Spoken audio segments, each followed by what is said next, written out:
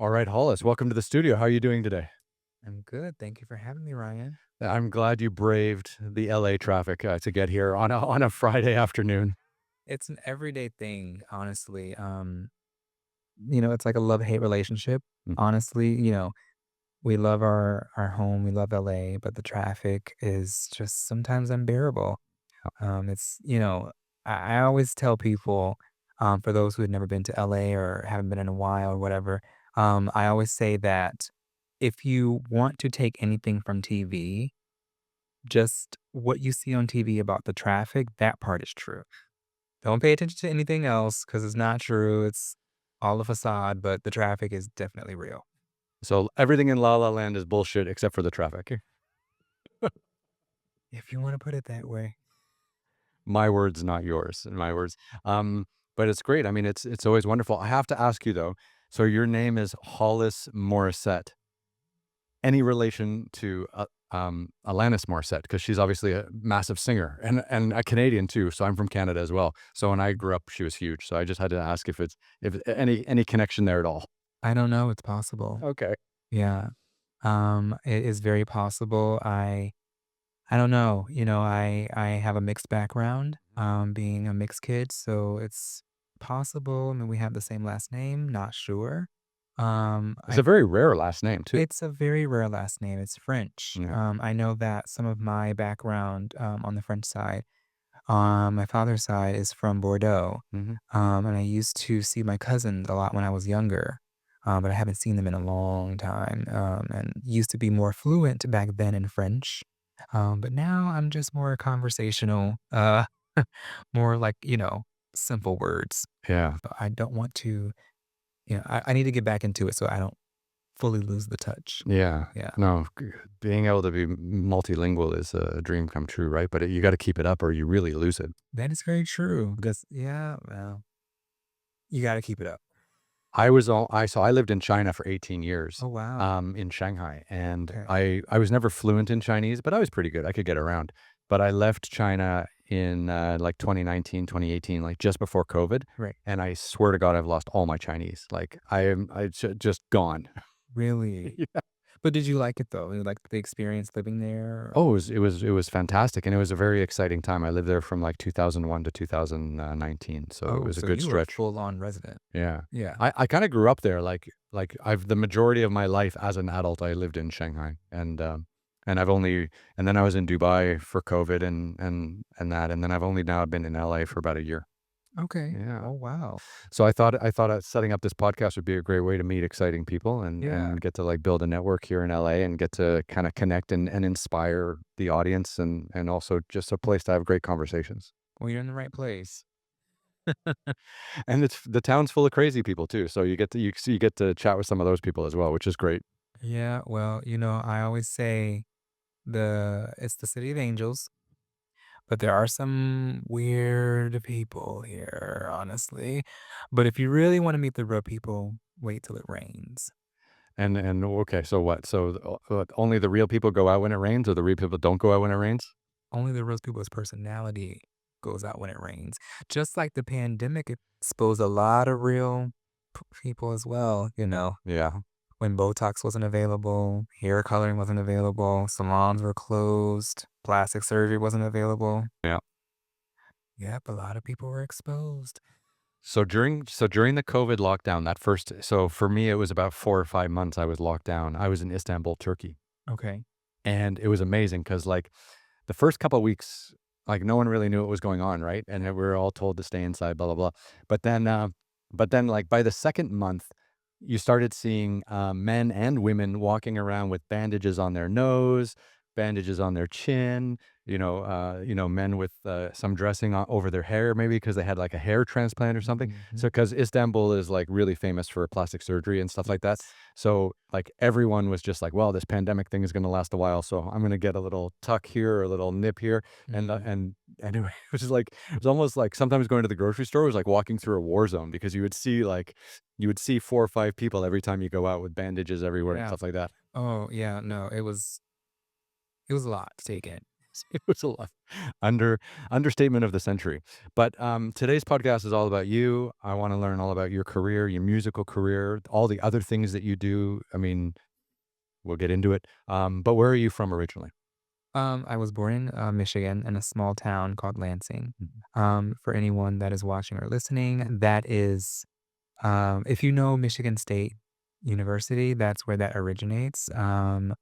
Lansing is a small town. People just automatically assume when I say Michigan, they're like, "Oh, from Detroit." And I'm like, "Nope, I'm not from Detroit."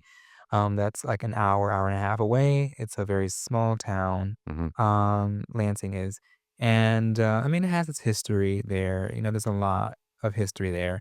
But for people who are just want something just very plain and simple, Michigan State University is where that originates from. Michigan State University is awesome. I mean, there's like 100,000 students, like, or 50,000 students. Like, how many students? Like, it's a real university town, Lansing. It's no, it's like a real university Yeah. town. Like, it's when you go and visit, MSU as, the abbreviation, it's not like any other university. It's, like, literally its own town. Its own entity. Like, they even have its own city name.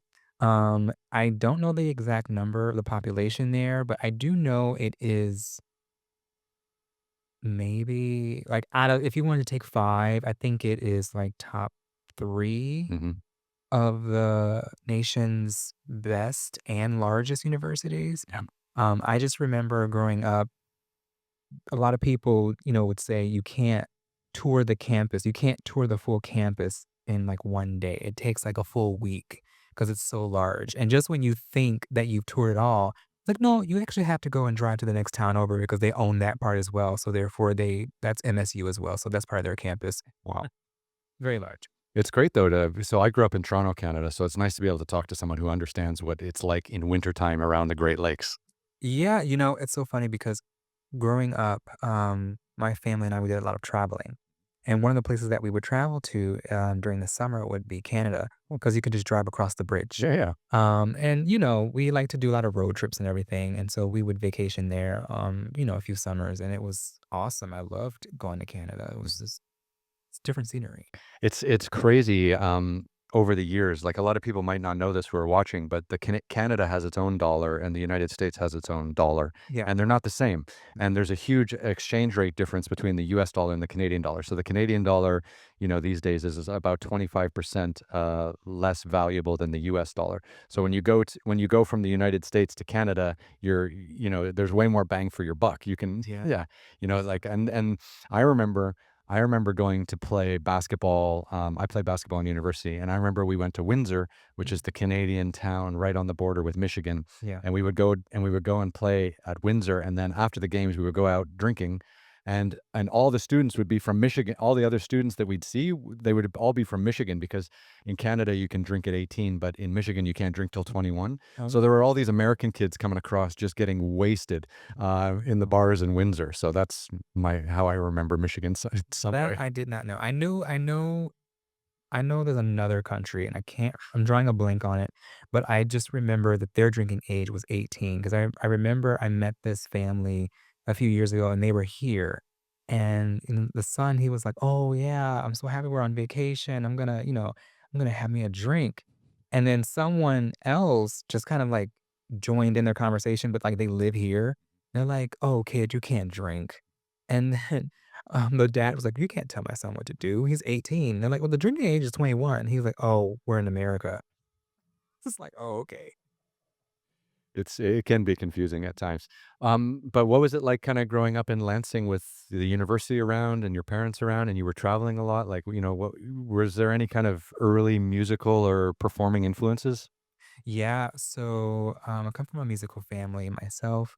My mother is a really great singer. She also sang in the choir at church. My grandmother did as well. My father, he doesn't sing. He can't hold a tune. Someone I can relate to. So there's that. I'm trying to think. I joined the choir, maybe like 7 or 8, Oh, wow. but I started singing before then. According to me, I started singing when I came out of the womb, but officially, I started singing in elementary school. Okay. It's so funny because I didn't even know that I had the talent. Um, it was my counselor at the time, and I remember in school, you know how I don't know if you guys did this in elementary school, but our school is very interactive. So you could be hall monitor, you could, be safety patrol. And safety patrol basically wore this poncho vest and it was like neon orange or something. And you had these posts. And basically you would help the teachers or whoever um help the students on and off the bus Mhm. and cross the street and stuff like that. So I did that, and then I was also hall monitor, but they called it neon negotiator. I can't remember. I still remember that. But basically, you carry around this clipboard and like you have like these meetings and you feel important, but you're not really doing anything. And you get hot chocolate in the morning, and then during recess, you just kind of watch the kids and make sure that they're not throwing wood chips or snowballs. If so, then you write them up and, you give it to a teacher. I And forgot about snowballs in elementary school and just yeah, that was crazy. yes. So, we had our follow-ups with our counselors and she was just asking about, hall monitor and classes and everything. And she just, kind of stopped the conversation. She asked me, she said, "Are you a singer?" And I said, I mean, like I like to sing at home, but why? She was like, "I can hear it in your voice." And I was just like, oh, it was confusing at that age. As I was like, how do you determine what someone can do based off of their voice? And then I've heard that throughout my life a lot. And it's just weird because I've never heard that, in reference to anyone else. I'm just like, and I appreciate it and I love it, but I just didn't know that that was a real thing. And so then I've talked about this in other interviews before, but and a few other magazine features, but how it how I got started singing in a group was my counselor after we had that conversation, that exact same day, I went back to class and everything, and then I was getting ready to put my poncho on to help, do my duties. And, when the bell rang, I remember, on the what do they call it? The intercom or something, Mhm. they said, "Hollis Morrissette, come to the principal's office," and everybody's like, "Ooh," and I'm like, "I didn't even do anything. What did I do wrong?" I was like, "Okay, alright, well, here we are." Mhm. So I go to the no, excuse me, not the principal's office, the gym. Mhm. Go to the gym, and I was like, "Oh, okay. What's in the gym? We already had gym class." Uh, so, I got there, and when I opened that door, I was immediately blindsided, and I already knew what was going on. And they were having auditions Mhm. for the choir, Oh, and the counselor was standing in there, and I knew exactly what was going on. I was like, "Okay, you took that conversation earlier, and you told the choir director, and you mentioned my name without my permission, and so here I am in this room, blindsided, having an audition." So, I had the audition, and everything was fine. They said, "Great job." They said, "We want you to join the choir." But this is the thing. You have the choir, but then you have 3 lead singers. mhm. So basically how it worked is you have the choir in the front, and then you have the 3, you know, lead singers standing at each mic. I was completely fine being in the far back row, just kinda singing quietly. Um, I would say rehearsal started maybe that week or the next week, something like that, and, I was just singing, and I felt something, like, grab my hand, and I was like, "Oh, where are we going?" And the choir director, she pulled me onto the stage, and she's like, "I want you to stand right here." And she wanted me to be, like, center lead singer. And I was like, "Oh, no, no, no, it's okay. I'll just be in the back. I'm fine." She's like, "No, I want you right here." And I was like, "No, I'm fine in the back." She was like, "No, you're gonna be up here." So so I think at that point, that was when I started to realize my gift. And, she was like, "Well, I want you to be center lead singer." And so I'll never forget, I won't say their names, but I remember the 2 people on the side of me. There was a well, I'll say their first names. There was a girl to the left, and her name was Sierra, and there was a girl on the right, and her name was Jennifer. I do remember their last names, but I'm not gonna say it. I have a really good memory. But yes, we were the 3 lead singers, and we would sing, around the city, sometimes travel, but not, like, really far, but we would, like, travel. Always sing Christmas songs, do Christmas caroling, put on concerts at, like, the mall or Mhm.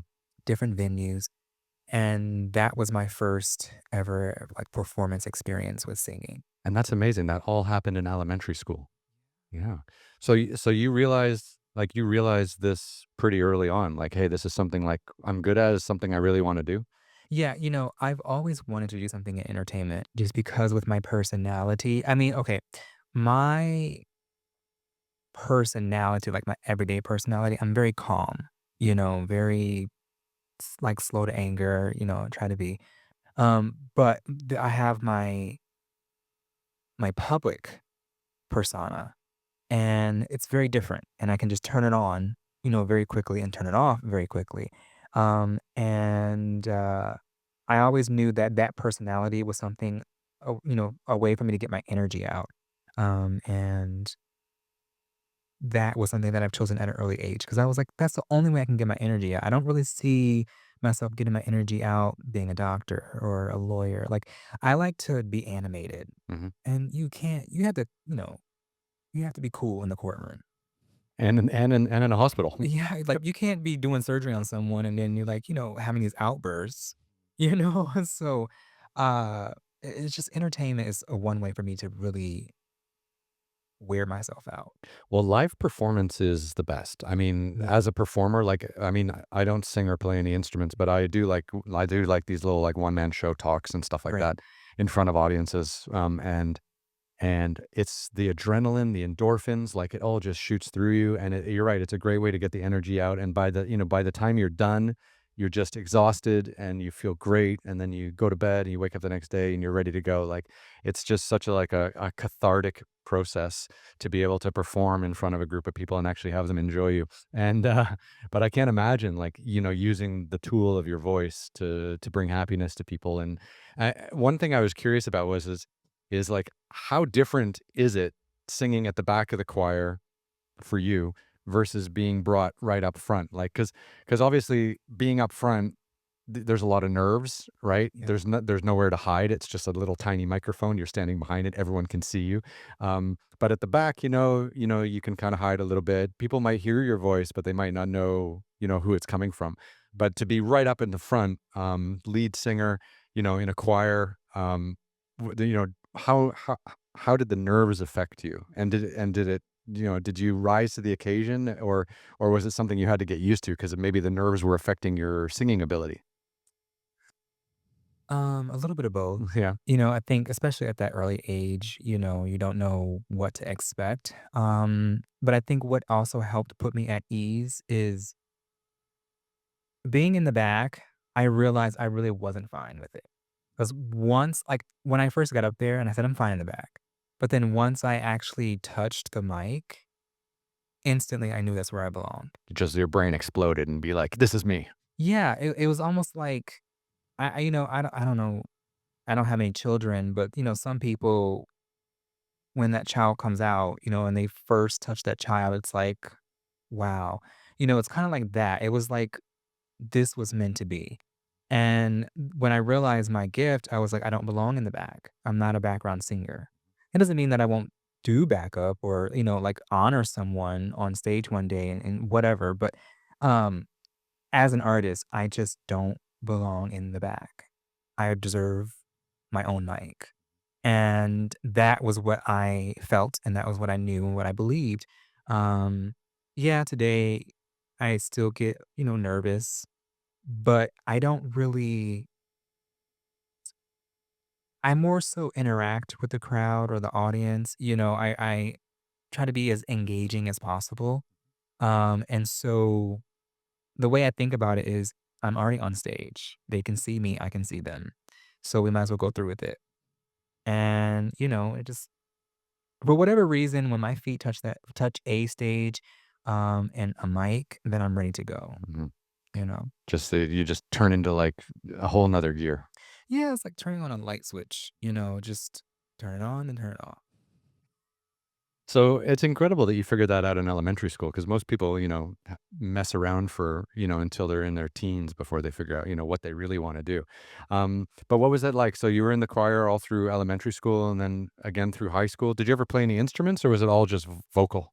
No, I did play instruments. So I played it was like equivalent to the flute in elementary school as well. By the time I got to the 5th grade, I started to play well, I tried the viola, whatever you wanna call it. Mhm. I didn't like it because it was too big, and I wanted something smaller. So I started with the violin well, I ended up getting my parents got my mom got the violin for me, and, I liked it. So from 5th grade through graduating high school, I did play the violin. I did sing, but I wasn't in the choir because uh you can't do classical and do choir at that time Mhm. because it was 2 separate classes. So I just kinda sang, freely at home or just with friends or something, wrote music and stuff like that, on my own time and, just did that.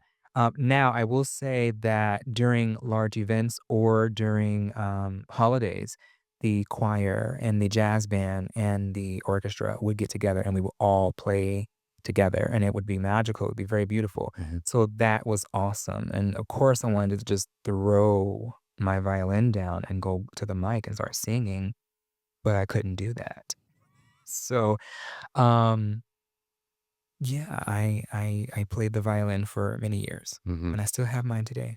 Oh wow, that's nice. I think I still have a recorder somewhere from Yeah. some time from some memory, long long long ago. But okay, here's the question then. Obviously, we're sitting in LA today. The sun is out. The sky is blue. Very different than in Michigan. Well, sun could be out, sky could be blue, but probably snow on the ground Yes, or a gloomy day. or gloomy day.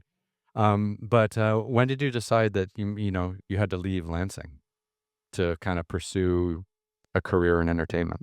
Oh, I've been very consistent with this. I've always known so, yes, I was born in Michigan, but and nothing against Michigan or anything. I just knew that that was where I was born, but I always knew that that wasn't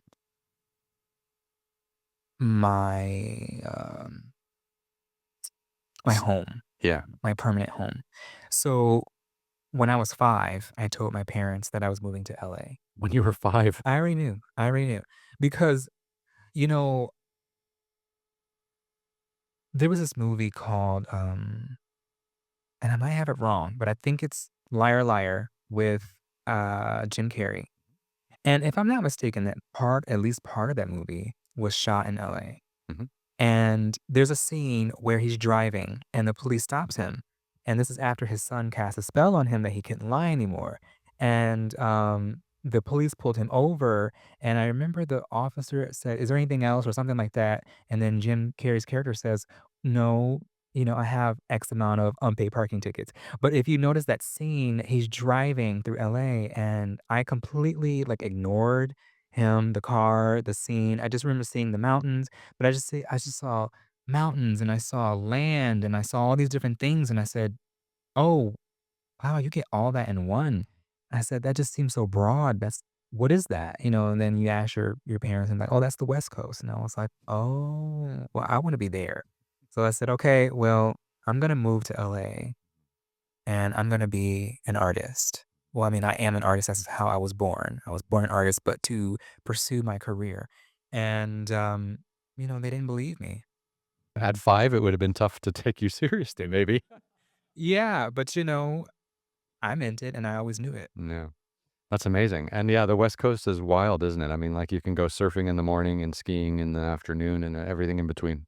Yeah, like, literally, you can go, like you said, surfing in the morning, you can take your shower, get dressed, pack your car, drive 2 hours, and go sledding if you want to, whatever, skiing, whatever you wanna do. Yeah.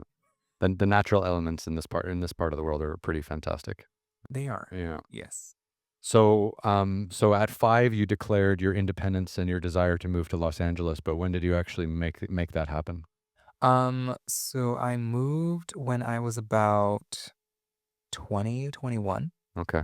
I went to college. Mhm. Um, In Michigan as well? no, I Oh, went to college in Charlotte. okay. I did it, for my family. It, make them happy. 'cause, you know, everyone has a degree in my family or multiple degrees. And so it was looked at like, "Oh, you can't, break the cycle." And, I said, "Oh, you know, I'll do it." That is prior to that, I did pick up modeling. Mm, So, technically, I say I've been in this business. I mean, it depends on how you look at it. You know, singing since elementary school. Modeling, I started that at 15, 16 years old, and then I became a Hollister model. mhm, But I did more modeling, you know, post high school and college, modeled for a few boutique clothing stores. Um, but I picked up a lot more theater. And I did some theater before then, mhm, you know, but I picked up a lot more theater in college. And that was when I also got a chance to I had this audition for HBO and I ended up booking the role. So I ended up being on this what's now a hit, well, the show is over now, but at the time it was a hit TV show on HBO created by Danny McBride. And, you know, Eastbound and Downtown? no, Vice Principals. Oh, I love Vice Principals. I love Danny McBride, yeah. Yes. Yeah. So you had him and all the other characters. It was great. They, you know, they brought me out there to Charleston to film and put me up in this hotel and, you know, they treated me very, very well.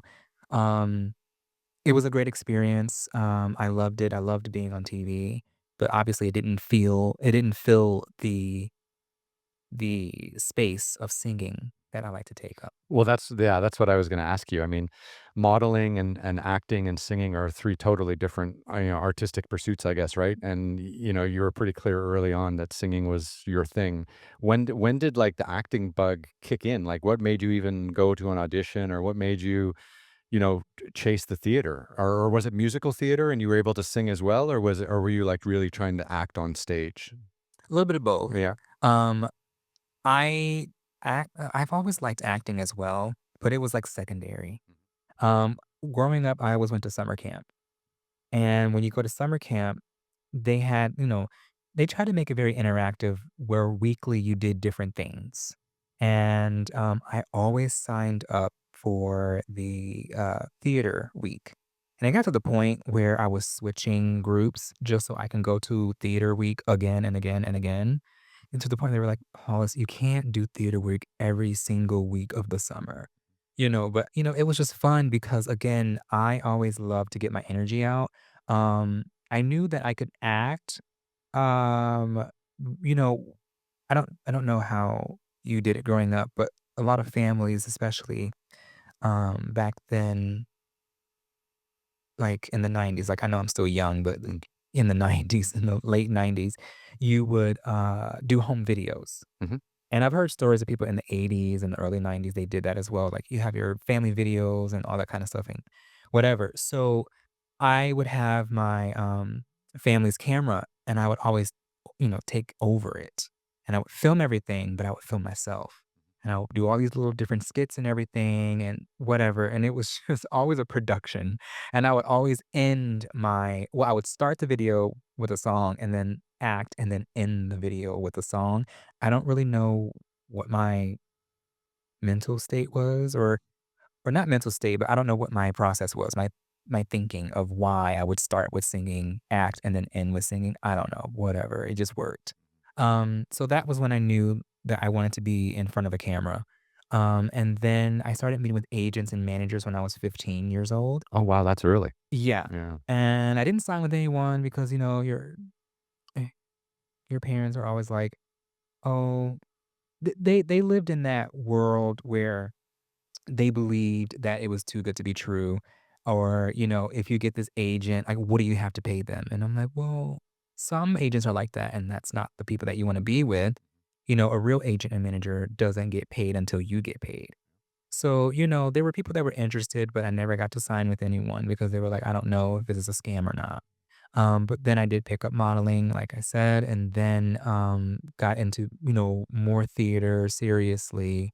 Um,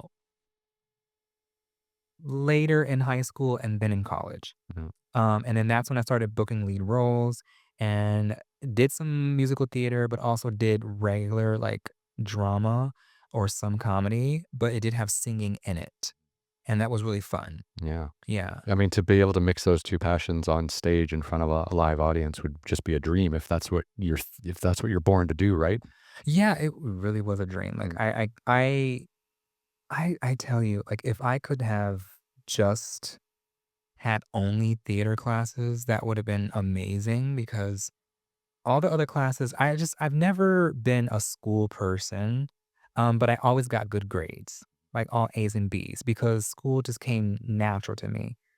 Because again, I have a good memory. So it was just easy for me to do well on the test or maintain a high GPA, but I hated school because I was like, this is not for me. This is so boring. I could be singing right now. I could be writing music. Sometimes I did write music.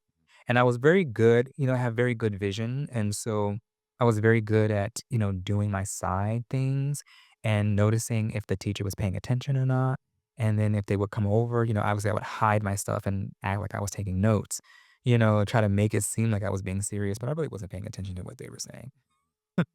So coming from Michigan, which is kind of not quite East Coast, but a little bit more central, Yeah. but not like Midwest or West, right? But was Broadway ever like an attraction for you? Like, because you talked about taking acting classes, you talked about your love for music. Obviously, Broadway, that's the place to be for musicals for the most part.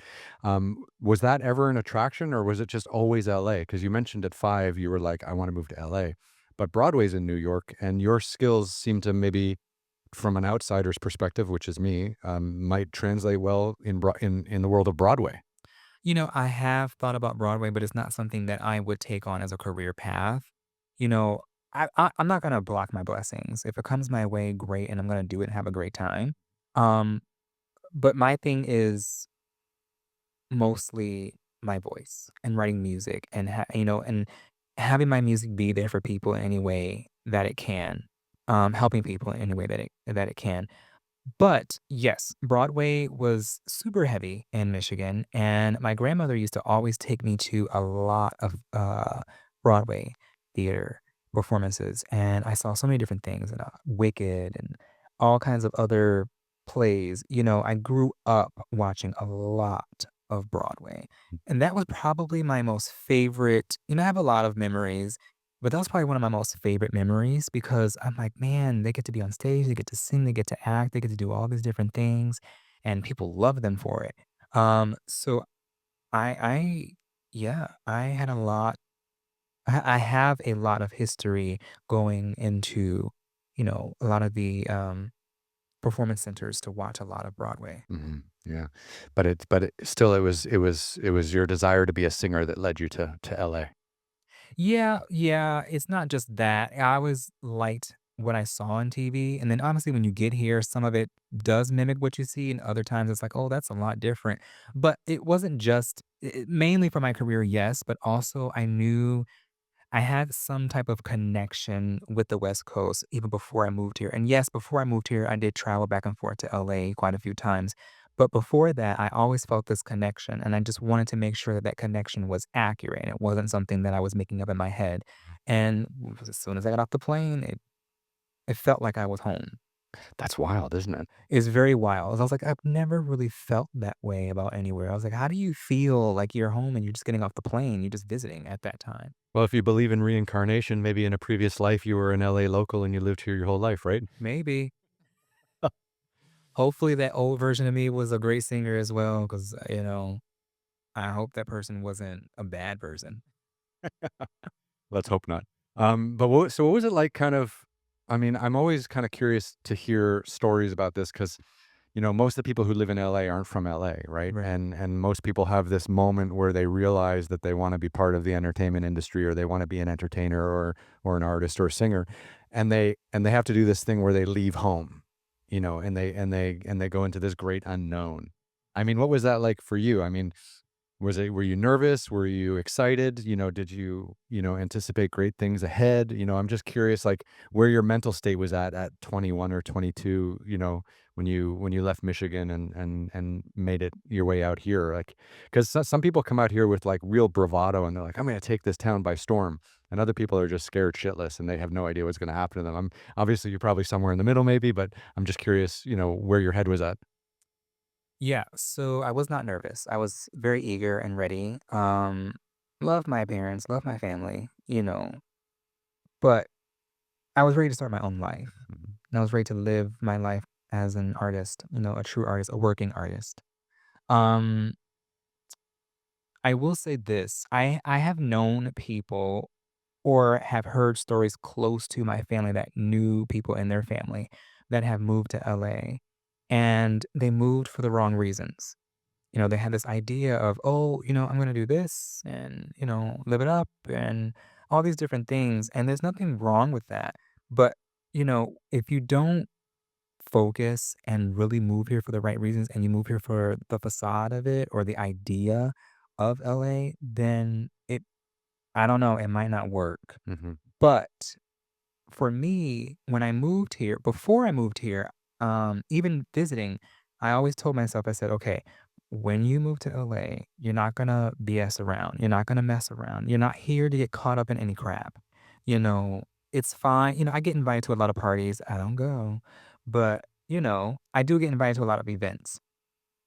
I just I don't wanna get caught up in anything, you know what I'm saying? This is not my career is something I don't play with. My voice is something I don't play with. Mhm. To me, again, I don't have any children, and I feel I'm too young to have children right now.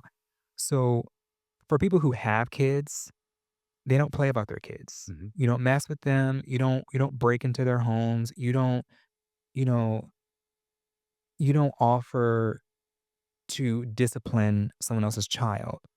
Right? And so that's how I look at it for me. My voice is my child. I'm not going to neglect it. I'm not going to let someone else dictate it. I'm not going to let someone else tell me, oh, just put it off and come party. That's giving discipline to my talent without me giving discipline, without my consent. I am my own individual. That doesn't mean that I don't enjoy having fun, but I don't want to get caught up in any mess. Or else you're going to find yourself leaving, or you might stay, but you'll be extremely miserable. LA is a great place, but it's also what you make it. And, I want to make it about my career and my life and my future family and my happiness. Mhm. So I think moving here, I just decided don't mess around. This is your career. Do what you need to do so you can have longevity in this. Mhm. Um, And nervousness, yes, I did have some nervousness. Now, I will say mine came a little bit late. And when I say late, I mean like an hour before I boarded the plane. Because I was so ready. Like that morning I woke up, I was ready. I I was so ready. I came here, found my place, started moving things slowly as I was traveling back and forth. And then when reality kicked in and it was like, this is your time to move, I was like, oh, well, can I actually just delay my flight an hour? I'll get on the next one. Mhm. And I was like, and finally, it was like, no, you gotta do this. This is what you want. And it is what I want. I'm glad I went through with it. I was never gonna, cancel or anything like that. But I think when reality set in, it's like, this is your career. You're actually gonna do this. No. It became sort of nervous, but then by the time the plane took off, I was fine. Yeah. Yeah. Well, I mean, it's funny because, like, I think you can visualize something in your brain for months or even years, but the moment where it really does happen, like going through, security or passport check at the airport and being like, "Holy shit, like, I've been dreaming about this since I was 5," and, Yeah. and now it's happening. Like, that's a moment for anyone. It doesn't matter how confident or shy you are. Like, that's a moment that you feel to its maximum extent, right? Yeah, the equivalence to that for anyone listening or watching, I will say, if you ever gone on stage or like gave a presentation and you're like, I'm gonna do this, I'm gonna kill this performance, or I'm gonna kill this presentation in class. Like no one's gonna do a better job than me. Not saying I have that mentality, but I'm just saying, you're very confident, which is what I am. And then let's just say the teacher calls your name and it's time for you to present, and you're like, oh, it's my turn, like right now?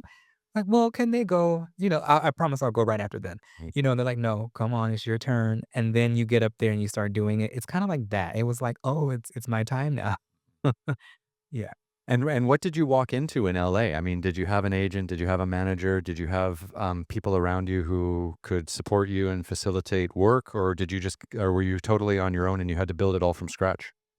A little bit of both. Hmm. So I did have an agent in Charlotte, and that was my very first agent that I went with. And it's so funny because they almost didn't sign me because, like I said, I'm still very young and I look younger. But at that time when I signed with them, I was 20 and I looked like 16, 17. And they were like, "Oh, no, you can't come in here." And I was like, "Why not?" And they were like, "Oh, because you need to have a parent." And I'm like, "Well, I'm 20." And they're like, "Yeah, right, go get your parent." I'm like, "No, seriously, here's my ID. I'm 20." And they're like, "Oh, crap. Okay, this is great." And Is that because they can't sign? Sorry to interrupt. Is that because they can't sign you if you're not over 18? That you need a parental like co-signee or something like that? Yeah. correct. Yes. That was that agency at the time. And then, I did a performance for them and then they ended up calling me back the next day and then they're like, "Yeah, we want you. We want to sign you." I was like, "Oh my gosh, great." And that was also the agency that I had my first television audition with, and that was Vice Principals. And booked it. Very first audition, no callback. I was like, "Oh wow, that's crazy." Um, then I kept them as an agency, but they're more East Coast bound, Hmm. but they do have some West Coast connections. But, I don't know what the agency is like now because I haven't been with them in so long, a few years. But at that time, they were like, "Yes, we are going to keep you as a client, and, if you get any auditions on this side, we want you to still audition, and if we come across anything on the West Coast, then or any agents and managers, then, we will let you know." But obviously, I couldn't guarantee that, so I had to build everything from scratch. So, yeah, throughout time, I did have my trial and error, um, where I had some agents and it just didn't work out, had some managers and I thought they were great, didn't work out. Some were great, but whatever. But now I do have a whole entire team and it's great and it's working out so far.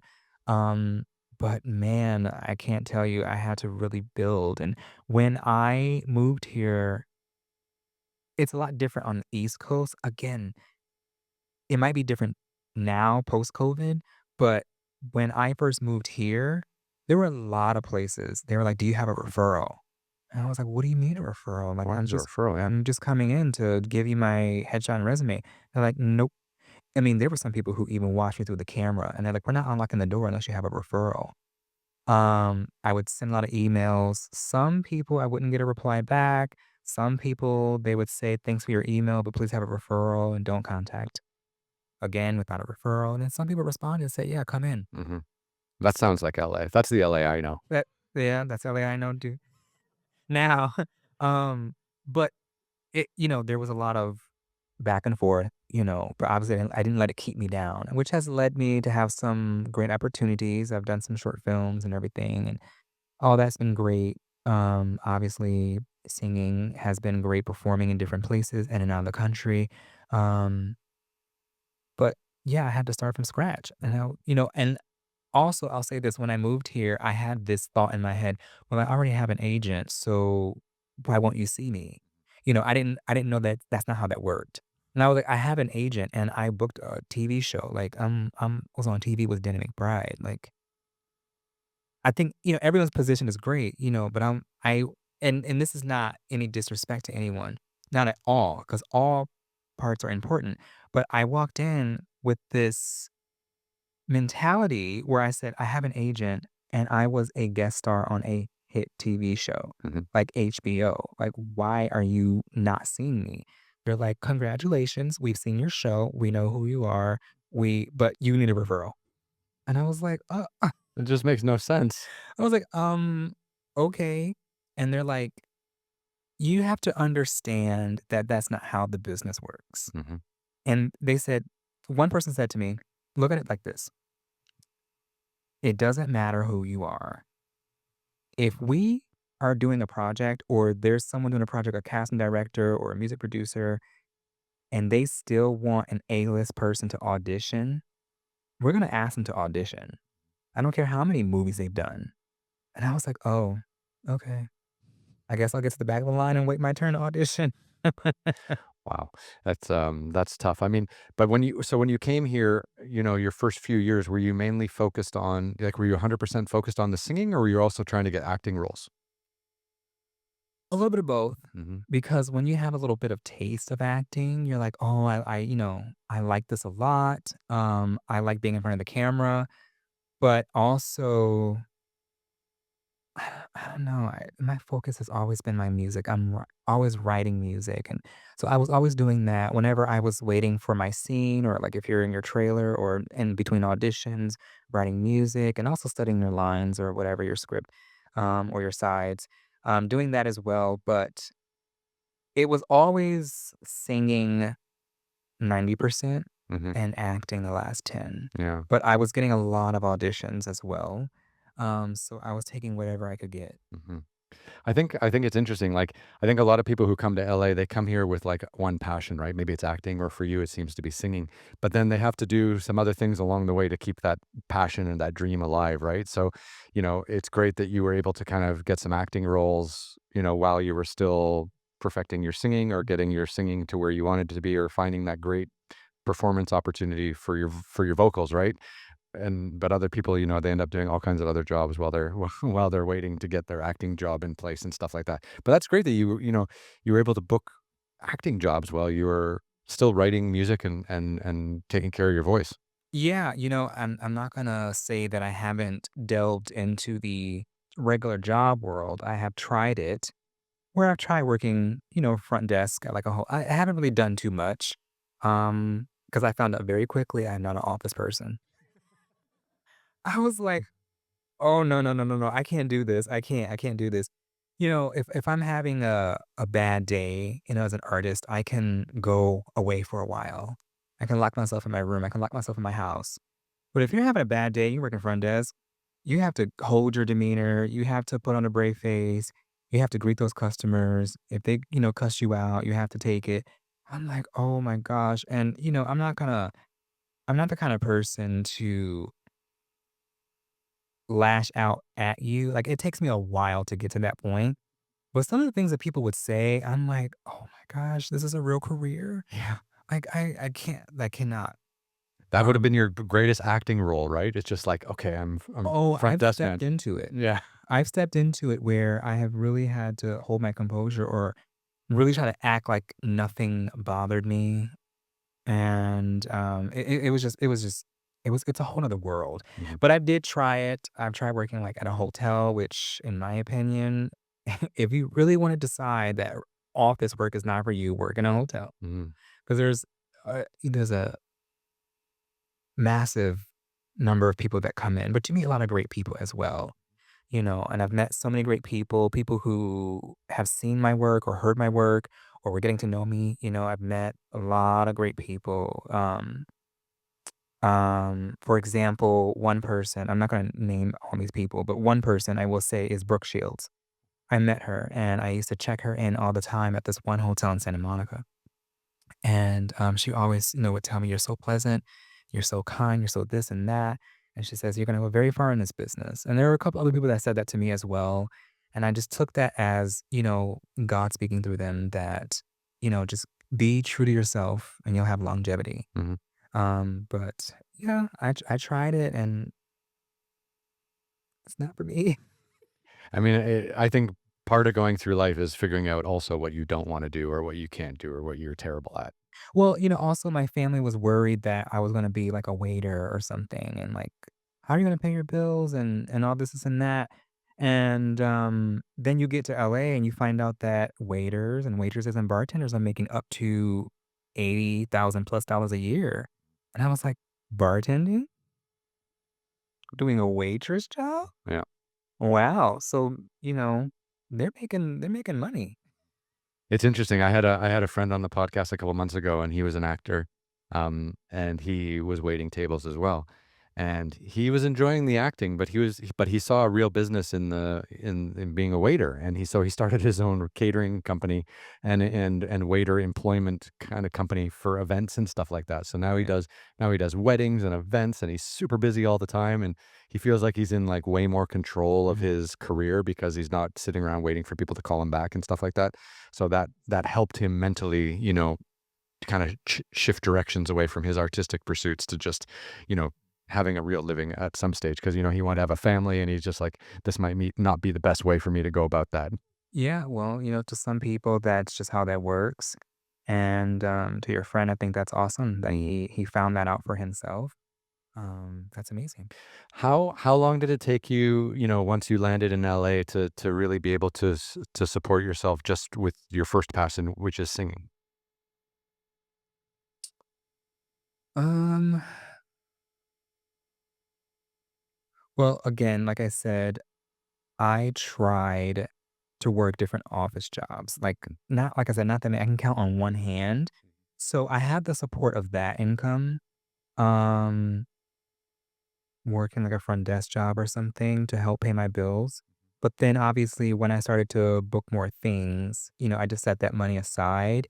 And for like a little bit, like just a little bit, I still worked that job. But I found myself unhappy because I said, I'm exhausted. And this is not the kind of exhaustion that I like. Mm. I like to be exhausted from singing. Like, let me perform every song on my album or whatever. I would rather be exhausted taking photos with people and not to sound like that person, but to really be exhausted in a good way doing what I love versus being exhausted doing something that I don't like to do that's just supporting my bills. But you do what you have to do. And I remember right before the pandemic happened, I let the manager know that I was like, thank you for the opportunity, but I'm gonna go. I'm gonna quit because obviously it's not for me. I've tried it, but I'm an artist, and I can't. I'm not living my authentic self by working here or any other office job. But then we got the notification that we're going on lockdown. So I quit, but then also was kind of let go Mhm. because, All the hotels were closed. yeah. Yeah. And so it was like, it was weird. It was a little bit of both. So it was like, well, you can stick around because I had given my like week notice or whatever. So I was working there. But even though you gave your notice, you're still an employee there. And then everything shut down. So we were like laid off. And I was like, oh, okay. Well, now I can be at home. The earth was telling you, giving you a signal to focus 100% on your singing career. Exactly. They were like, "Listen, you have more songs to write, and maybe I should write an album based off of my experiences in that hotel." Because obviously, I wouldn't put anyone's name, but there are some stories. I bet, I bet. Um, yeah, but no, I just I had that to help support. Mhm. Yeah. And what was it like going through COVID as a musician, as an artist, as a vocalist? Great because I had other opportunities happen for me as well. So really quick, when the pandemic was starting, like the actual lockdown, like right before it happened, I booked another show. Mhm. And the production, they sent a car for me um, to go to the studio for the filming. And I just remember at that time, we did have gloves and we were wearing masks, Mhm. but we didn't know how serious everything was really becoming with this virus or whatever. And so we were on set and, we had our mask on and we could take it off during filming. And this is another hit show. Um, and during the time we were filming, we were in a restaurant doing a scene and it was taking forever. And this was filmed in Pasadena. And at that time, it was raining like really hard. And I love the rain. But it just seemed very odd that day because I remember while we were taking a break in between filming, I was sitting in the restaurant and there was like this window and I walked over towards the window and just kind of like people watched. And I noticed this man, he was wearing like a uniform. And I don't know if he was the owner or the manager or just I don't whatever. he had an association with the pub bar, and I just remember seeing the parking lot being very empty, and he was locking everything up, and in that moment, I knew, I said and he had a sign up that kinda said, "Due to the pandemic, the restaurant is closed until further notice." And then when I saw that, I said, "Oh, this is getting very serious." And then right shortly after that, production came in and said, "We have to shut everything down. Hollywood is shutting down. Basically, you all have to leave because the virus is really getting serious and spreading." So right now, I don't know if it was the CDC or someone, that shut everything down. They've issued, an official lockdown, so everyone has to go home. So, they drove me home and everything, and, after that well, actually, prior to that, um, I auditioned. I sent my video in to be, in male pageantry Mhm. 'cause I've always wanted to do that growing up since I was, like, 13. And for people who know about, like, Miss USA or Miss America, Miss Universe, they have a male version. They have Mr. United States, they have Mr. Supranational, all that kinda stuff, right? That's interesting. I didn't know that they also had a male equivalent. Like, all I know is, like, Mr. Universe, right? Like Arnold Schwarzenegger for the muscles. I didn't Correct. know they had a, like, a pageant. Like, is it the same thing where you do, like, like a performance, like you sing, like you have special talent and stuff like that? Correct. Yeah. So it's basically the male version. So, Mr. United States is the male version of the Miss USA.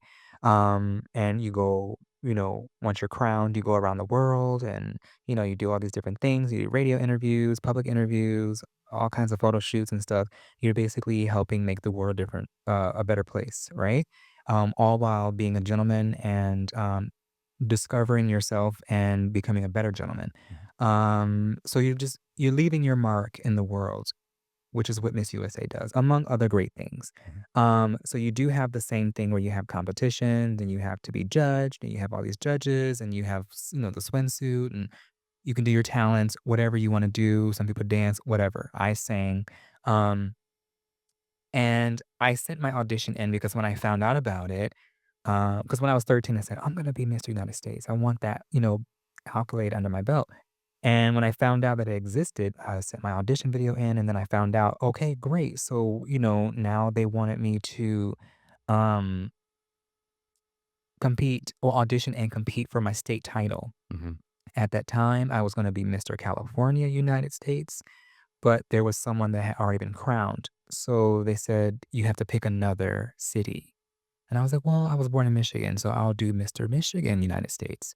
And then competed and I won my state title. That's exciting though, because after coming out to California, you got to go back to Michigan and then start this journey on the being Mr. USA. Yeah. And so then after that, you have to compete nationally for Mr. United States.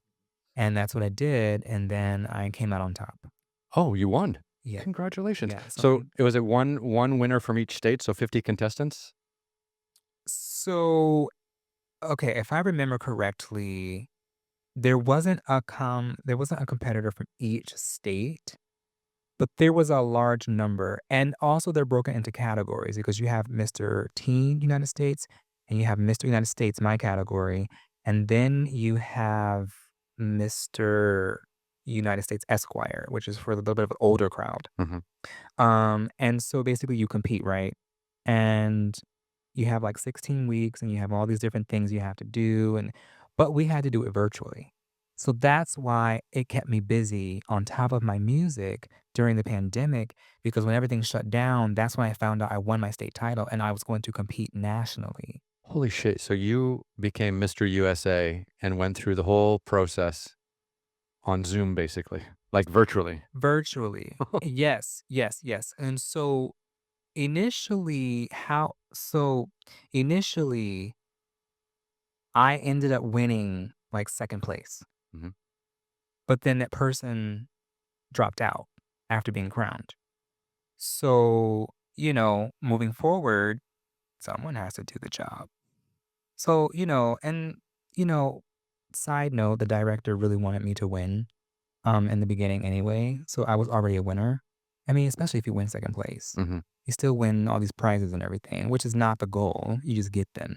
But then when you actually get the title of Miss United States, it really fulfilled my childhood dream. I'm like, oh crap, I won. I'm here. This is fun. It's for a short time, that's fine.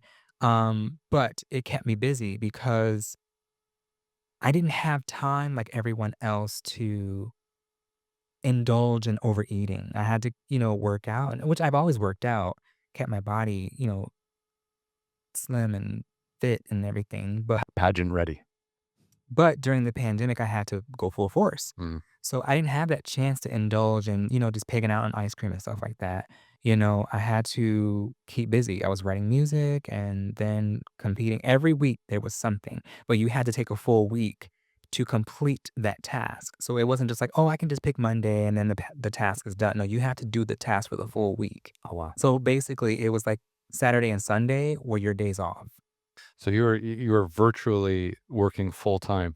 Well, you were virtual, yes, and we had virtual meetings and everything, but for areas that were safe, there were interactive things that we had to do even if it was by ourselves. Mhm. We still had to do those things, and we had to go out of our house to do those things, um, and it didn't require being around people, but you still were very, very busy.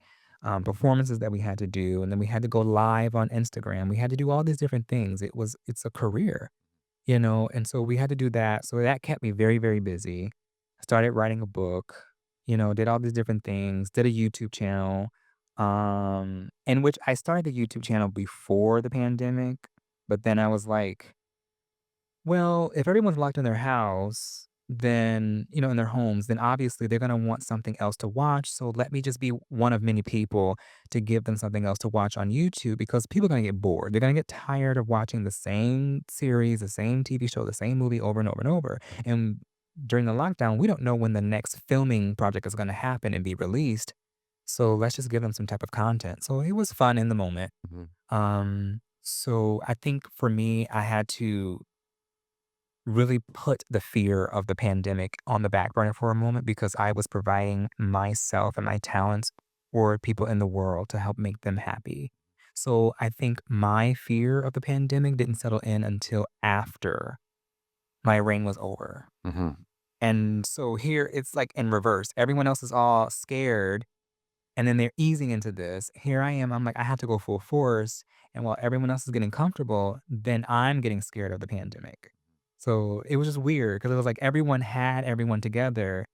But then when my fear came on, everyone was comfortable and used to it. And I was kind of dealing with it alone. I think that's really interesting because, like, psychologically, that says a lot, right? I mean, when you're super busy and super focused, like, the world can be on fire around you and you don't give a fuck because you got to do your thing, right? Exactly. And then all of a sudden, when that thing is over, you're like, oh my God, what's going on? Like, and then you start to let the fear seep in because you don't have this, you're not wearing this armor of being super busy and super focused, which, Yeah. which keeps you, on a straight path. And then all of a sudden, when that drops off, you start to allow all these other influences in, and that's when the fear kicks in, right?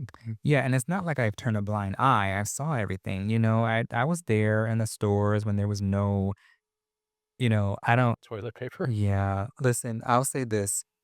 I'm a person since I was a kid, I have my own language. Mhm. So, I don't say the T word, what people use. I say flushing unit. It's just I don't like saying that word. So there was no flushing unit paper. Um, all that kind of stuff. I saw the shelves being empty. There was no rubbing alcohol. There was really nothing. There was nothing. And I was just like, wow, this is very scarce. I was out there like everyone else driving to 5 different stores to get flush and unit paper till I could finally stock up. I saw people fighting and going crazy over paper towel. And I'm like, I get it, but it's paper towel, whatever. So, I didn't have a blind eye. I saw everything that was going on, but experiencing what everyone else experienced didn't come for me until later, Mhm. which can be dangerous because then it's like, you don't have anyone to really navigate that with. Mhm. Yeah, because in a lot of ways, you're behind, right? You're behind the curve. Well, yeah, and then not to mention, but to mention, because of the pandemic, usually with your reign, in pageantry, both male and female, it's 1 year. But I got my reign extended. So competed in 2020, but my reign wasn't really officially over until like the end of 2021, beginning of 2022. And is that because they weren't able to hold another pageant? No, everything was put off on hold Mhm. because, here in LA, things everyone had their situation better or worse than whoever, but LA had it bad, Mhm. and we were on, like, I think 3 lockdowns, but there were also, like, a bunch of protests and riots and all these different things going on during the pandemic. And George Floyd thing, the George Black Lives Matter happened right in the middle of that, I remember, because everything was locked down, and then you had these George Floyd protests going through New York and LA, and it was crazy. Everything was crazy, Right. and so LA was really going through it, and so I remember talking to some people, like, especially family that was, like, in Michigan, or I have a large family, so they're, like, all around the world, but, like, especially those, like, immediate family members in Michigan, they're like, "Oh, well, we're doing this," and I'm like, "We're still on lockdown." They're like, "Oh," I'm like, "We have a bigger population. It's a lot different." Not to mention, LA is filled with people who just don't follow the rules, so obviously, from the very beginning, they've been doing who knows what, Mhm. during the pandemic, spreading the virus even more. So it kept us locked in even longer, which I'm not going to lie, in the beginning, it was fun, not having to get up super early and I did for the most part, but not having to get up every day super early, eating what you want. You had leftover pizza, you could eat it for breakfast, whatever you wanted to do. It was fun, but then it got tiring after a while. Mhm. How nice was it for you, and how did it kind of bump your career forward by being able to be Mr. USA during the pandemic and being able to do that reign, and then to be able to come out of the pandemic having that accolade in your hands, right? Like, I feel like you really made the most out of COVID by becoming Mr. USA and having a 2-year reign. And then when coming out of COVID, when the world, became a more open place again, you already had done these great things while everyone else was just, you know, getting by. Like, you really achieved something, right? So, I mean, did you feel like, when kind of everything came out of COVID, you were kind of on a different trajectory? Yeah, I mean, like I said, while everyone was going through things emotionally and mentally, and I had to put it off on the back burner, and then I had to deal with it later. But then on the other hand, career-wise, I was doing things back to back to back, and I'm still doing things back to back to back. I've been performing, I've been, traveling, I've been around the world, right? But in that moment, it wasn't just like, "Oh, I can sit here," or "I can do nothing." Mhm, I was busy, busy, busy, and it definitely helped my career because it helped me get a lot of magazine features. I was already used to photo shoots and stuff like that, but it helped, heighten that. It just seemed like my photo shoots were more back to back, and then my photographer, who's amazing, his name is Haldon, and, he lives in Calabasas, and he is so wonderful for opening up his home every single time, um, to do photo shoots for me. So it would just be one-on-one. It was great. He's married, but he and his wife don't have any kids. They just have 2 dogs. And so basically it was always we can film, like, or shoot in his backyard, and his backyard is, like, gorgeous. It just is one of those things that looks magazine ready, like, every day. And so he opened up his home to me, and it just seemed like almost monthly we were doing photo shoots. It was just great, and then it gave me the biggest opportunity to talk about my music because, yeah, I'm talking about my pageantry, but the main focus here is my music and me as an artist. Now, Mr. United States is a part of me as an artist because that's a part of my career in entertainment, and that's something I've always wanted to do since the age of 13, but it was kind of like for me, like some people who have reality shows, their way of advertising their business, Mr. United States was like me to advertise myself as a singer. And it really helped increase my sales with my audiences and music. It really helped me get radio interviews because I had them for pageantry, but I didn't have them yet for music. mhm. So you're able to, like, combine them, right? Like, when you would go on for the pageantry, you'd identify yourself as a singer. Until I was able to finally get radio interviews just as a singer interview. How long did that take, that switch, before people kind of moved on from your pageantry and started recognizing you as a vocalist, as a singer? Well, I already had a following as a singer-songwriter and producer, because I have been releasing music for years, and I have been gaining attention since I was 19 from, uh, um, A&R Mhm. and different record labels. So I kinda have that following already, but like I said, Miss United States amplified that.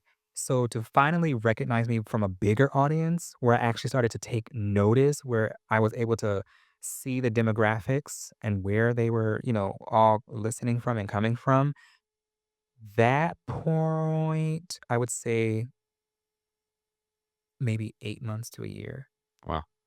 That's fast though, right? Like, it just seems like, the Mr. USA experience just kinda it publicly put you, like, on a bit of a rocket ship, right? And then all of a sudden, now everyone knew you as a singer. Yeah, because it's a bigger platform. And, obviously, if they think of, especially those who don't know anything about Miss United States, or they're like, oh, I didn't know that existed, or I kind of knew, but I didn't really like follow it. People always know, or at least majority of people know Miss USA. So Mhm. if you hear Miss United States and you're like, oh, that's the male version, then they become interested. They're like, oh, I know Miss USA. Well, let's learn about the male version. So that also gained interest from people because they want to know what's that all about. But it was just like I said, it was a major door opener for my music and to get that out there more, gained a lot more listeners and followers and just people who have come forward with stories about how my music has helped them or their relationships. And it's just been nothing but a blessing, but I'm so appreciative. Mhm. And so when you came out of Mr. USA and you were able to, I guess, focus 100% on your music writing and performing and stuff like that, like how are you splitting your time now? Like, are you performing live? Are you in the studio, writing new tracks? Like, what does a day of your life look like, or a month of your life look like? Yeah, so going into the studio is something I do very often. I've been on a little bit of a break the past few months, just been kind of getting healthy and focusing on my health right now, but everything is going well. But usually I'm in the studio. I don't like to go into the studio until, even if it's not the full album, at least until a song is 80% finished, because I'm always practicing it different ways. I'm practicing it at home and then in the car and then in the studio, and they all sound different to me and they all come out differently. So, I want to at least let it be 80% finished because even when the project is finished, I'm always making edits or talking to my engineer or whatever. I'm like, nope, change this. Let's do something different. Um, and so that's part of that. Writing music is something that I am always doing. And I have many different ways. I will if I need to quickly type something out and I don't have my songwriting book with me, then I will type out some of the lyrics on my phone so that way I don't lose it. Mhm. Other than that, I write them down in my lyric book. Um, and writing that, I do a lot of people watching Mhm. to inspire me. Where's your favorite place in LA to people watch? Oh gosh, I have a couple places.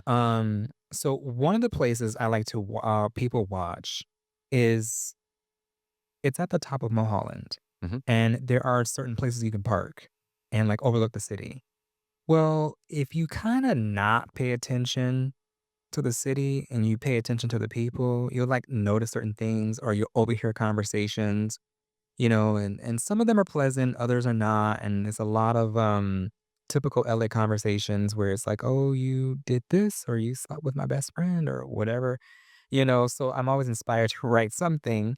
A lot of my music comes from my journals as well, because I journal my Mhm. thoughts and my feelings, so I do that, but I don't detail them in a way so when I do my songs, I try my best not to give out my what's in my journal, meaning verbatim.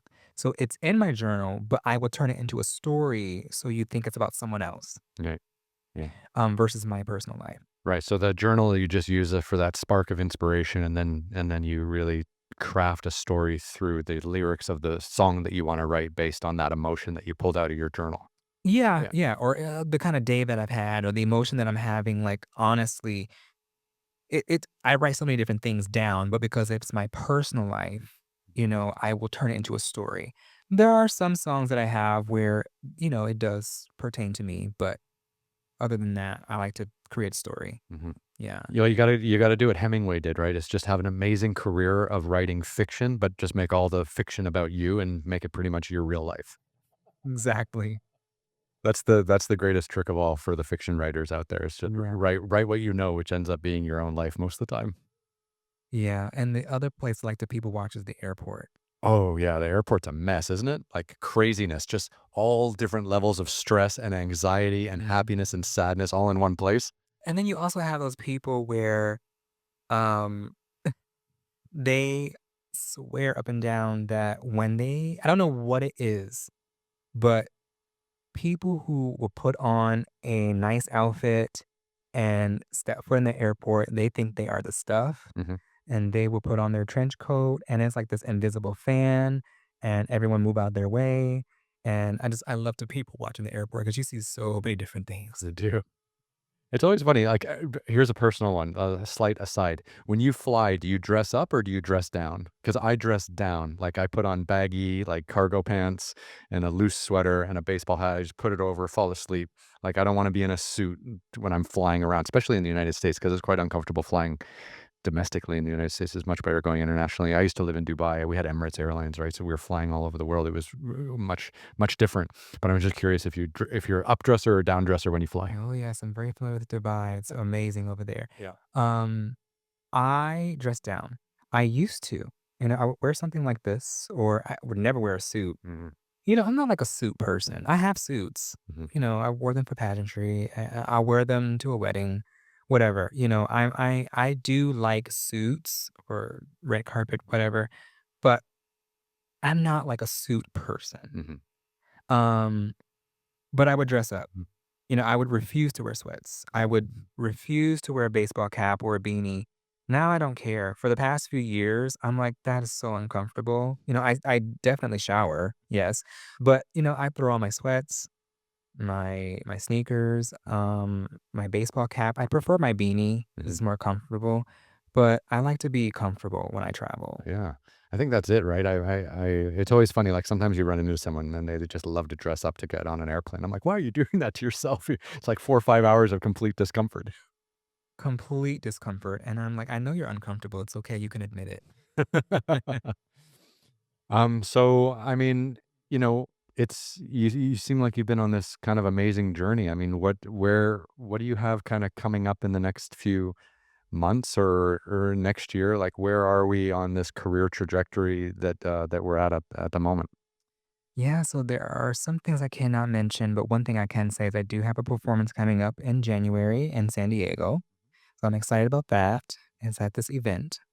So I'll be spending my weekend there, which is really exciting because I haven't performed in a while. My last performance um was earlier. So I have two international ones, one Dubai, one Australia. But the most recent one was Australia, and that was earlier this year. Mhm. But since then, I haven't performed, and so now I'm really excited to perform publicly. A little nervous, but, very excited. So I have that going on, writing more music as well. I love listening to different beats and different things, just it inspires me. Um, May I ask another question? When you write, are you 100% lyric focused, or are you also creating the melody as well, or do you work with someone else to build out the melody? no, I have Mm, building a melody, but I typically do that myself. That does not mean I'm not open to it. I'm definitely open. It's just that so I jumped the gun. Um, Lyrically, I am very focused on that. But it comes in waves. So sometimes I can hear the melody and I know the words. Sometimes I can write the words, I can hear the melody and create it, or find a beat that matches it exactly what I was thinking in my head, or I have something better later on down the road that I find. I'm like, oh, I like this tune better. I like this melody better that fits, and I will change the lyrics according to that.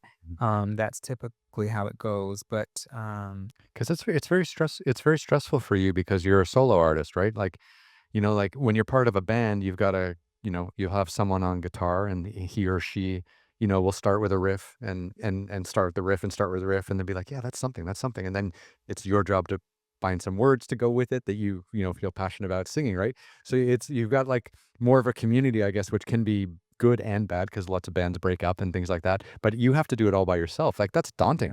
Yeah, I love it, Hmm. but I also want the experience of having that. I want to have that experience where I'm, like, fishing for something, and then, like, maybe someone on the keyboard or, like, on the drums, or I'm like, "Wait, do that again."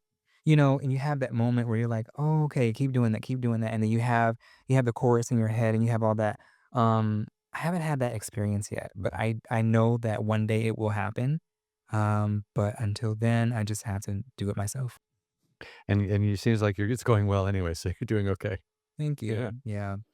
When you book events, so I think many of the audience that's watching today, they probably don't understand like what a musician's life is like. Uh, so you writing your own songs, you're making your own songs, and those are available on places like Spotify, I guess, or Apple Music and things like that. All over. Yeah, all over. And do you tour and also sing your own songs? And that's the first question. And then when you book these events that you're going to, are you allowed to sing your own songs or do they kind of guide you and ask you to do some other songs? I'm just curious, like how much creative freedom you have. Obviously, when you're touring your own music, you have full creative freedom. But I'm curious, like when you book some of these events and some of these shows, if you're also doing your own work or if you're being steered in other directions.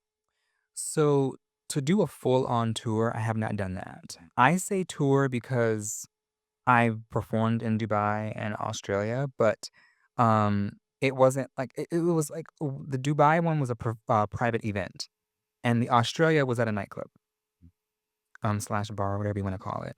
Um, but it was still like a tour to me because it was like something that I'm finally doing international, and then I've had some performances domestically, right? Um, but I haven't done a full-on tour just yet, and I am looking forward to that. Yeah. But I still say small mini tour, whatever. And, in terms of asking me to perform other people's music, I only perform my music. Mhm. That doesn't mean that I wouldn't perform someone else's music. It's a very tricky thing because as an artist, I know I can put my own spin on something, but I never ever want to come off as disrespectful or disrespect someone's music because if you don't sing it to something that might if you don't get their approval, that kinda can ruin the relationship, Mhm. especially with you working together or even being just close personal friends. So I've had people make requests and, I will kindly decline, but I kindly decline until further notice. Not that I'm not confident, I just wanna make sure I make the right decision if I am going to perform the person's music, especially what song, Mhm. what spin I would do, or if I just wanna sing it as is, but in my own tune, my own voice, my own pitch, Mhm. or whatever. So, I'm not opposed to singing other people's music, no, because I've been to concerts before where singers have sang their own music, but they will also sing other people's music. Yeah, I mean, everyone does a cover nowadays, right? Like that's pretty Yeah. popular. Yeah, and they do it well, Mhm. and I just wanna do it well, and I don't wanna bomb it because if I bomb it, then that sets the tone for the rest of the performance, and then they're not gonna wanna hear the rest of my music because 'cause I'm like, "Well, you messed that person's music up, and I love you, but I love them more." And so I don't wanna come a lot of people have a whole entire nation behind them that's called their fans, and, they have a much bigger fan base, and I don't want them to destroy me. Just stay away from Taylor Swift in all regard, right? Yes, yes, yes. I don't wanna mess with the Swifties No. or the Beehive. Justin Bieber, the Canadian, doing well. Yes, Yeah. yes, yes. Justin Bieber, he's good, yeah. Yeah. Well, that's exciting. I mean, it's such a wonderful kind of journey you've been on, from Michigan to LA to Dubai to Sydney, and to Mr. USA. I mean, it's absolutely amazing, kind of like just sitting here unpacking your life. Yeah, it's a lot to unpack, Mhm. but, I like to like I said, I like to use my talents to be there for people, not to be selfish. And that's why I'm here. It's providing a service. Yeah. And however I can do that, however my music can touch people, that's just something that, that is what gives me more energy to do it, aside from performing. Um, like I said, I've been gaining attention from record labels since I was 19, but I never signed with anyone because I was scared to, so I just stayed independent. Um, but now I am ready to sign. So I do have some people that I can, obviously reach out to, but then again, it's all about their roster and if they're ready to sign with me, all that. But I know that it will happen and I will sign with the right label. Mhm. I mean, what's it been like staying independent on purpose? And does it offer you more creative freedom? Is it less stressful? Maybe if you sign with a record label, maybe you're under like more time pressure to come up with things. I'm just guessing, I'm spitballing, thinking Yeah. out loud. I'm just curious like where you see your artistic freedom or the way you use your time being independent versus being on a label. So I have had friends or people that I know as well that have been signed to labels. And, you know, majority of them, some of them have loved it. And majority of them, they get very stressed because they're like, "Oh my gosh, I wanna do my own project, but then I also have to do this album." And then they overexhaust themselves because they want to do both their own project and what's in contract. Mm, And so it can be very nerve-wracking. It can be very detrimental. Um, so I will say creatively, I do have full freedom. mhm, I'm not tied to any schedule or any restrictions aside from the ones I put on myself. mhm, So if I want to have something out by a deadline, then that's simply my deadline. mhm. You know, um, I don't. Well, the greatest thing I get to keep 100% of my royalties. So everything that I have, I own. Mhm. So I don't have to split that. I don't have to, hey, say, here's your cut. None of that. There's great comfort in that, isn't there? Like, There's great comfort because again, it's not like from a selfish place, but it's like it's all mine. Like I don't have to work extra hard and say, "Okay, here, I'll cut you a check so I can buy my catalog or I can buy this back from you." I own it. So, and I know there will be a point in time where I will sign with someone and then I will have to split that, in some way, shape, or form. But right now, at least I have this to look back on and say, I remember being independent and I remember what it was like, and if I like the contract, I like it. But if not, then, I can finish the contract and go back to being independent or start my own label, whatever the case may be. But at least I have so much freedom. I can talk about what I want. I can write about what I want. I don't have to sit up here and have someone call my phone and tell me, no, you need to get over here now. We need to finish this. yeah. It's great that you have, like, a benchmark of being independent first, so that when you do join a label, you can see, like, "Okay, this is what I was doing by myself.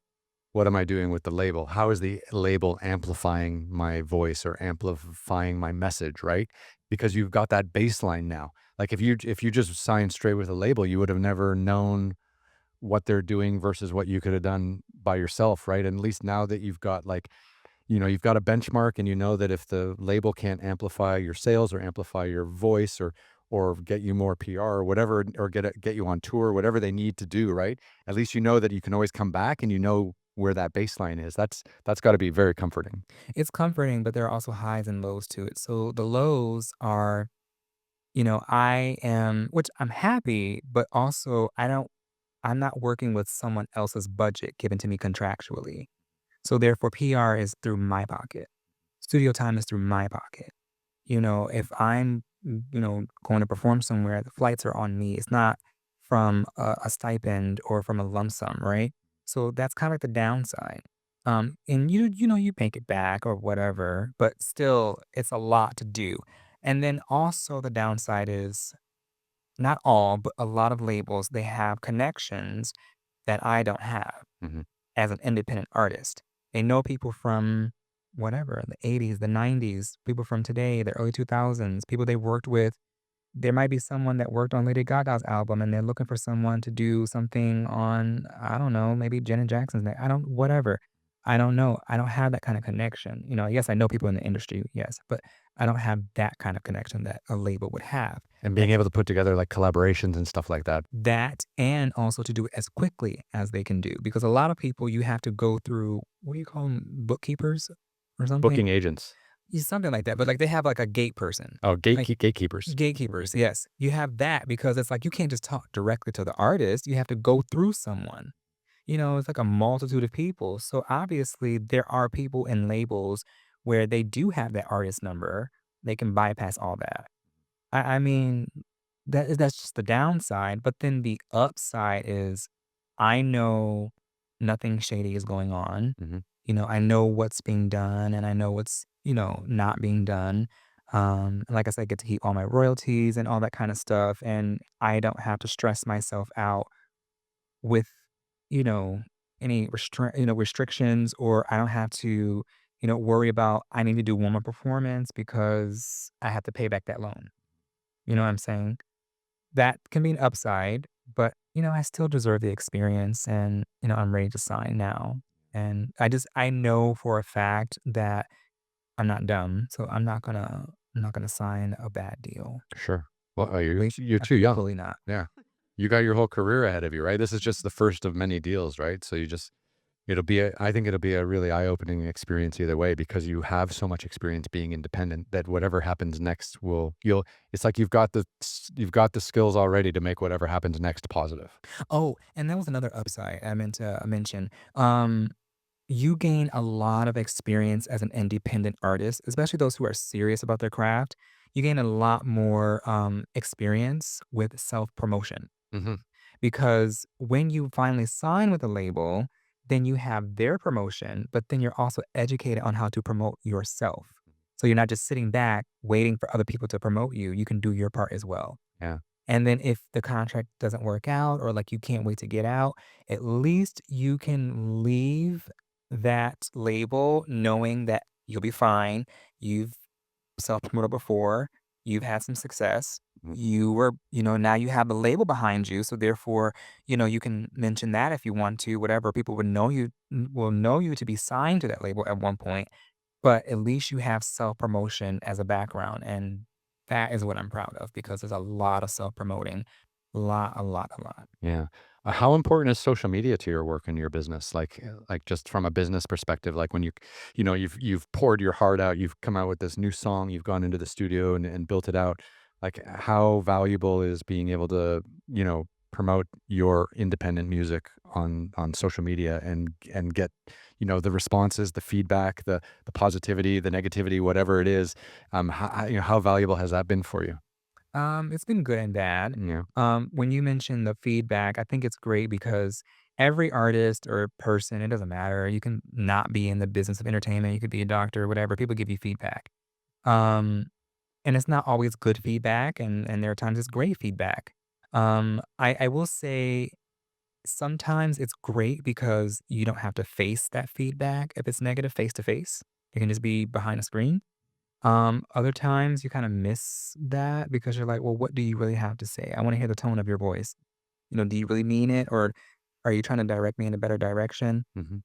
Um, I think social media is great. I think it's the person behind social media, their account, because that determines how you set the tone of how social media is used. It's the person.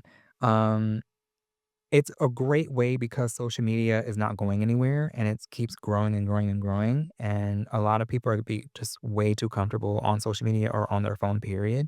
So it's a great way to promote out there. There are lots of hashtags, algorithm, which is no one's best friend, but it is what it is. But also like I said, it has its downsides because then you're not really interacting with people. You want to Again, I'm much younger, but I've seen videos or I've heard stories or seen movies where people have told stories in documentaries how when they would promote, like in the 90s and the 80s and the 70s or whatever, it just seemed like it was more real and authentic. If they were at a nightclub, they would say, here's my demo, listen to it. You walk up to someone, here's my demo, whatever. It just seemed like that was their networking. It wasn't through DMs, Hmm. or now you have to if you're not following someone, you have to request and then they, might not see it. I know that happens to me. I don't always see everyone's request. Mm, I think that's a downside as well because I wish I had that experience and maybe it will happen one day, but I would love to have that experience where I'm just like meeting another artist in person and then we're like collaborating or like helping each other out some way, somehow. mhm, You don't see that often where someone is a background singer and then that lead singer says, "Oh, give me your demo. I know someone." I think that's if that answers your question. It's a different time, but I don't have experience because that was not my generation, and my generation is social media. But, I try to I try to live my life based off of in my head, that generational era where people network like that. I guess that's my wishful thinking and high hopes that it will happen for me, mm, to kinda meet someone in public and be like, "Hey, listen to this," or whatever. mm. There's a great documentary, with, it's all about Shep Gordon, and he was a legendary music manager, like R&A or A&R guy.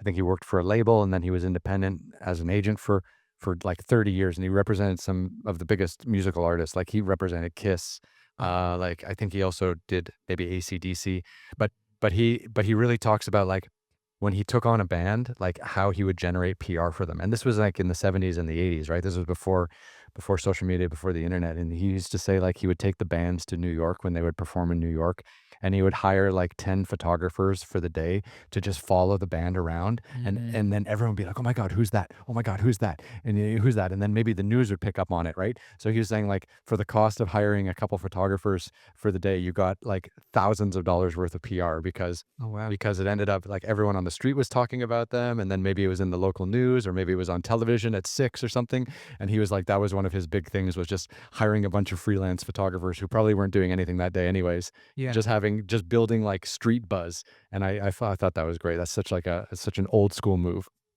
Man, I would long for that kind of experience, like, I look at different people's stories, like, there are people who were background singers, like I said, and, like, the lead singer knew someone and gave their demo, and, they moved on from that. It wasn't a great situation in the end, but they moved on, and now they're a great artist today, and they've, been doing great.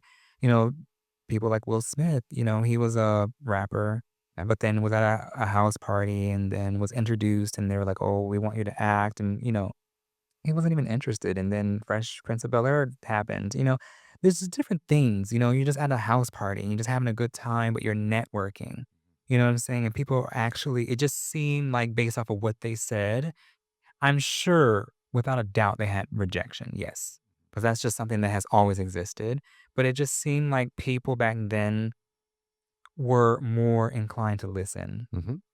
and at least they were, they came off as, "Let me see what you got." Versus now, it's like, "What are your numbers? What is your following? Oh, it's all metrics now, isn't it? Yeah, Yeah. what's going on? Why haven't you posted in 2 days?" And it's like, "Well, that's not important." Again, I'm not a jukebox. You can't just stick a quarter in me and then, it is what it is. I am a person. My voice is my instrument. So, I try my best to just network Mm. in person, but I do use social media because it's very heavy. Yeah. And it can work in your favor. It has in many cases, but I think just in my mind, like I said, I still want that opportunity, Mhm. even if it's once, where I just walk up and someone listens and they're like, "Yeah, let me hear what you got." Yeah. Well, I mean, I hope you can play lots of live shows everywhere, because I think that's always where you get, like, great feedback, right? It is. I Yeah. mean, that's a crowd, and I think that's an amazing thing. So I've had a taste of it. Now I'm ready for the full thing. Amazing. Amazing. Is there anything else you wanna talk about? I really appreciate you just being so open and honest about, your career and your path in your life. It's been really lovely learning all about you. Yeah. Well, I thank you for having me, first of all. I Mhm. think your studio was great and we've had a great conversation. I think we touched on a lot, like I said, I'm just me. I'm Hollis. I'm an artist. I have a children's book out, so I'm always promoting that. What's the book called? So the book is called We Are Enough Friend. It's a children's book by Hollis Morrissette, me. Mhm. And so basically I created everything. I created the character, everything. And basically, it's an uplifting book. It's the message is for everyone, but it's meant for like children between the ages of like 5 and 12. Mhm. And basically, it's about Julian who goes on a journey and he kind of brings the reader along as his friend and kind of helps uplift them and, has their back, but also lets them know that, you have to stand up for yourself. You can't be bullied around. The main message is that, you're more than deserving of love and you're deserving of getting love, Mhm. no matter what anyone has told you. And I wrote that during the pandemic because at that time I was seeing a lot of stuff come out on social media where these parents would film their children crying, saying, "Oh, so and so told me that I wasn't enough, or I wasn't this, and I wasn't that." And I said, "Oh, no, no, no, that's unacceptable. No children, no child, no parent, no human being should be telling anyone that they're not enough." So I was inspired to write that book because I wanted people to know that you're more than enough. You are who you want to be. That's amazing. It seems like creativity is just flowing out of you in many different forms and formats, right? I tell you, they are endless possibilities. And where can people find your website and your social media handles and stuff like that? Yeah, so if you want, my Instagram is the Hollis Morrissette. And then obviously I have a link that has all of my pages, my website, hollismorissette.com. Mhm. You can find my music everywhere on streaming platforms, all streaming platforms.